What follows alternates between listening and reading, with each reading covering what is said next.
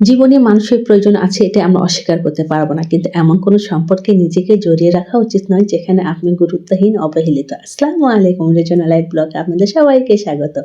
দূরে এবং কাছে যে যেখান থেকে আমার ভিডিওটি দেখছেন আশা করি সবাই ভালো আছেন। আলহামদুলিল্লাহ আমরাও ভালো আছি। আজকের ব্লগটি শুরু করেছি একদম ঝলমলে রোদ তার সঙ্গে এই তো হালকা বাতাস। সব মিলে খুব সুন্দর লাগছিল। তাই ছাদে অনেকটা সময় কাটিয়ে নিলাম চারপাশে পরিবেশের সঙ্গে। তারপরে কিন্তু এই তো মানে খুবই এমার্জেন্সি যে জিনিসগুলো না হলে কিন্তু নয়। এই তীব্র শীতে আসলে সব ওয়াশরুমে কিন্তু গিজারের ব্যবস্থা থাকে না। যেহেতু একটা বাসায় কিন্তু ২ টো ৩ টা করে ওয়াশরুম থাকে। তো এরকম যদি ইলেকট্রিক হিটার লাগানো যায় না তাহলে দেখবেন এই তীব্র শীতে কাজ কিন্তু খুব দ্রুত হয়। গোসল থেকে শুরু করে কাপড় কাচা সবকিছু কিন্তু আপনারা অনেক বেশি আরামে এবং অনায়াসে করে নিতে পারেন। আর যেহেতু এগুলোর প্রাইসও খুব বেশি না, একদম হাতের নাগালে, সেক্ষেত্রে কিন্তু এগুলো আমাদের এই তীব্র শীতে অনেক বেশি প্রয়োজনীয় একটা জিনিস। আর সেজন্যই কিন্তু এগুলো নিয়ে আসা হয়েছে। আর আসলে এই শীতে কিছুটা স্বস্তিও কিন্তু অনেক বেশি প্রয়োজন। আর তার মধ্যে আরেকটা জিনিস হচ্ছে ইলেকট্রিক কেটলি। এটি যদি রান্নাঘরে থাকে না তাহলে সব কাজই কিন্তু একদম দ্রুত হয়।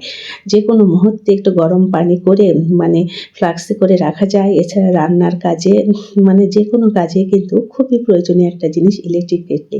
আর সেইজন্য কিন্তু মোটামুটি একটু বড় দেখেই নিলাম।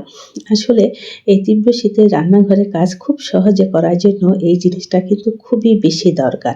আর হাতের কাছে যদি আপনার গরম পানি থাকে তাহলে কিন্তু আরও বেশি কাজ করতে সুবিধা হয়। আর গৃহিণীদের যেহেতু সবসময় পানিতে হাত দিতে হয়, আর সেজন্যই কিন্তু এই যে শীতের জিনিস দিয়ে রান্নাঘরের এই সাইডটা একদম সাজিয়ে নিলাম। ইলেকট্রিক কেটলিতে পানি একটু গরম করে ফ্লাস্কে করে রেখে দিলেও কিন্তু আপনি খাবারের সময় ইউজ করতে পারেন। বাচ্চারা যেহেতু একটু পরপর পানি খায়, পানিটাতে একটু মিশিয়ে, গরম পানি মিশিয়ে খাওয়ালে কিন্তু অনেক বেশি সুবিধা হয়। আর সব ক্ষেত্রেই কিন্তু সুবিধা। আসলে শীতে, তীব্র শীত থেকে মানে গৃহিণীদের কাজগুলো সহজ করার জন্য এই জিনিসগুলো কিন্তু অনেক বেশি দরকার। আর শুধু শীতে কষ্টই নয়, জীবনটা হোক একটু আরামদায়ক, একটু স্বস্তি।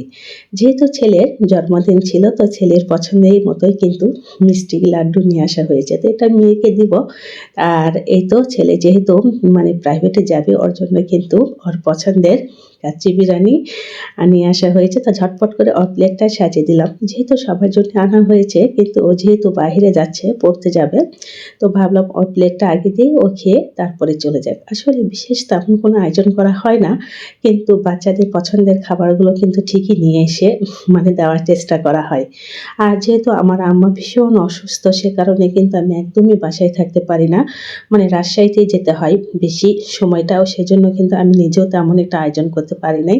তো দুপুরে বাচ্চারা কিন্তু কেনা খাবারই খেয়েছে, আমরা সবাই খেয়েছি। তারপরে কিন্তু এই রাতের জন্য এই তো একটু গোশ বসিয়ে দিয়েছে। আসলে মায়ের মন বলে কথা, নিজের হাতে একটু কিছু রান্না করে না খাওয়াতে পারলে না মনের ভিতর কেমন জানি একটা খুঁতখুঁতে থেকে যায়।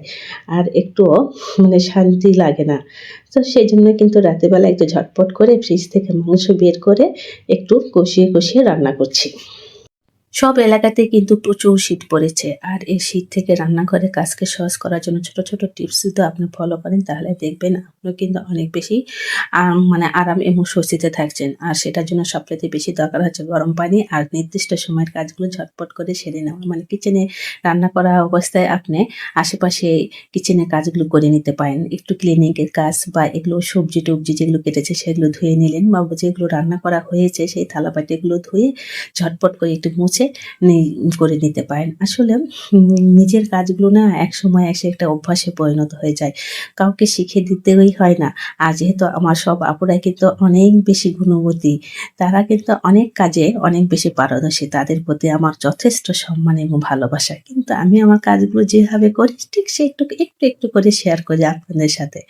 আর এই তো একটু আলু দিয়ে চিকেন রান্না করছি। যেহেতু মেয়ে চিকেন খেতে বেশি পছন্দ করে। আসলে দুটো বাচ্চার ভালো লাগায় কিন্তু একজন মাকে খেয়াল করতে হয়। ওরা কি ভালো লাগে, কি ভালোবাসে এটা কিন্তু সবচেয়ে একজন মাই ভালো জানে। তো এভাবে কিন্তু এই প্রচণ্ড শীতে কিছু, কিছু নিয়ম মেনে কাজ করলে না খুব অল্প সময়ের মধ্যে কাজ শেষ করে নিজের মতো করে একটুটা সময় কাটাতে পারবেন।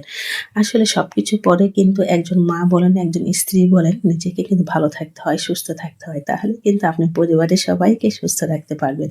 আর এটাই কিন্তু আমাদের সকলেরই কাম্য হওয়া উচিত। শুধুমাত্র আর যেহেতু আমার আম্মা খুবই অসুস্থ, তো সব দিকটা দেখে কিন্তু আমাকে খুব অল্প সময়ের জন্য ঝটপট করে রান্না করে ক্লিনিকের কাজগুলো করে আম্মার কাছে যেতে হয়। বাচ্চাদেরও সব দিকটা দেখতে হয়, সংসারেও সবকিছু গুছিয়ে রাখতে হয়। সবাই ভালো থাকবেন। আজ এখানেই বিদায় নিচ্ছি। আল্লাহ হাফেজ।